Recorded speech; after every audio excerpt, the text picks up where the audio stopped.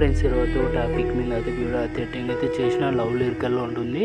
Next level అయితే ఉంటుంది. మీకు వీడియోస్ పెట్టుకొని చాలా సింపుల్ అయితే చేసుకుంటారు. అదేవిధంగా మీకు నెక్స్ట్ ఒక లైక్ జస్ట్ ఫాలో అయితే చేసేసేయండి. ఒకసారి అయితే డెమో అయితే చూడండి. మీరెవరినైనా లవ్ చేస్తున్నారా? లేదు. లవ్ చేయకండి మేడం. అది ఉన్నప్పుడు వచ్చే ఆనందం కన్నా పోయిన తర్వాత వచ్చే బాధే ఎక్కువ.